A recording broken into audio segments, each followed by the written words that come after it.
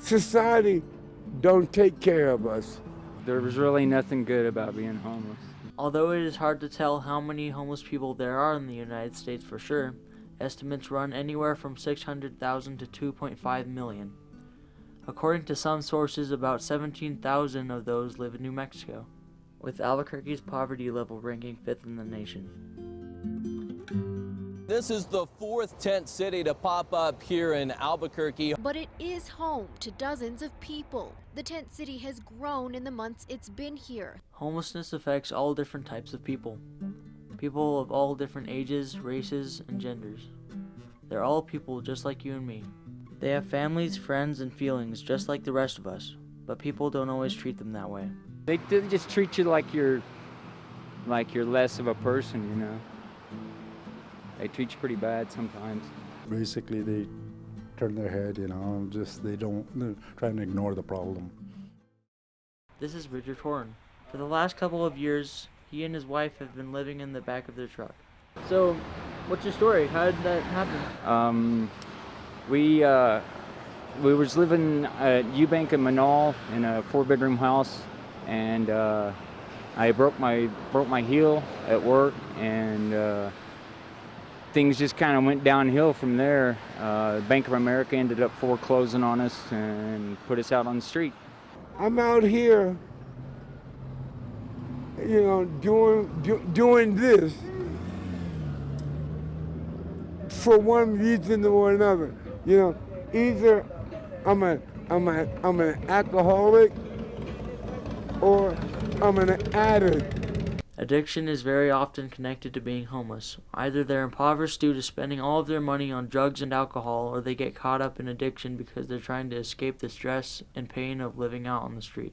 It can go both ways, you know, having an addiction that might have led to becoming homelessness, but also the other way around. Being homeless, it's really rough. So sometimes people try to, you know, self-medicate to just forget everything for a minute, you know, because it is rough. Alcoholism, mainly, is my drug of choice, so...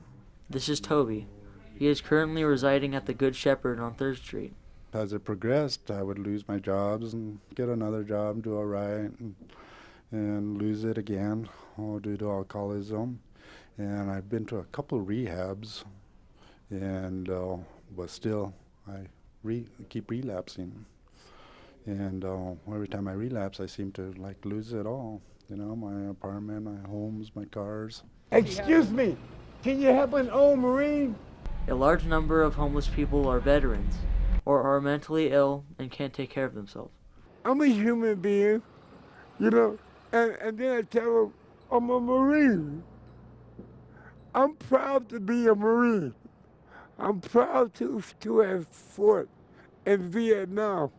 If it's a homeless vet, it takes them 4 to 5 years to get back on their feet, and if it's just people, it takes 3 to 5 years. So I guess if you're a vet, it takes longer to get back on your feet. 1/3 of homeless adults also have a debilitating mental disorder. Especially the one with mental issues won't come to the shelter. You know, there's shelters and seek help, either because they don't want it or they don't know how to go about it, so they just stay out there on the streets. I spoke to this man, Christopher Edwards. Although not currently homeless, he's a disabled veteran who knows what it's like to have to take to the streets. We are kicked to the curb and don't even get thought about no more. Some people who are homeless are simply poor and out of work. The number of jobs that pay enough to afford adequate housing are on the decline, and the unemployment rate is still relatively high. Once out of the workforce, it's often difficult for those living on the streets to get back on their feet.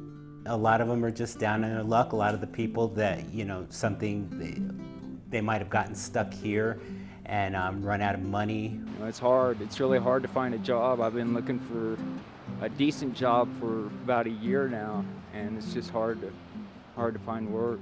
Believe it or not, I was an accountant. I had my CPA license, but alcohol is a powerful drug.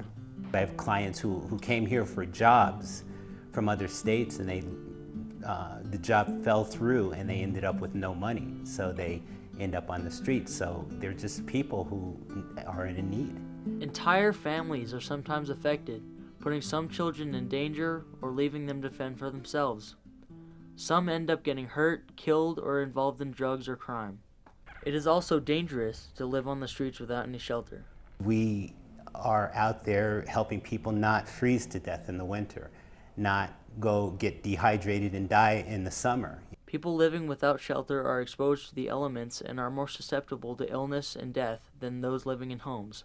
We try to do whatever they need to keep them alive. The average age of death in the homeless community is around 30 years shorter than the average life expectancy of the general population. The rain and the cold and the weather, it's pretty bad sometimes. You know, at least we got a roof over our head, you know, we stay on our truck. Sleeping out in the rain and on the sidewalk, oh gosh, that's a low point in my life. It's really bad out there for a lot of people got it worse than us because they don't have nothing to, you know, no kind of shelter or nothing.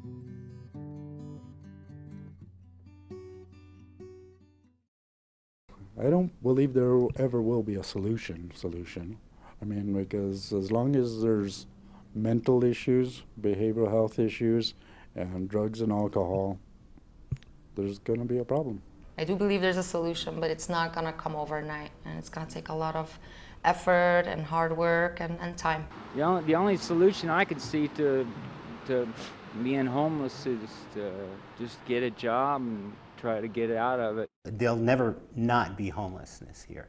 You know, even if they throw all the money in the world at us, we meet people who just don't want to be housed. They like being on the streets. Homelessness is a worldwide problem, but what can we do locally and personally to help? There's lots of ways to you know, offer help, and you know, whether it's their time, their money. If you donate, you know where the money's going. It's going to put food in their belly and a shelter for the night. But when it comes to the addiction problem, what are they going to use that money for? Put food in their belly, or you know, buy a bottle or a drug?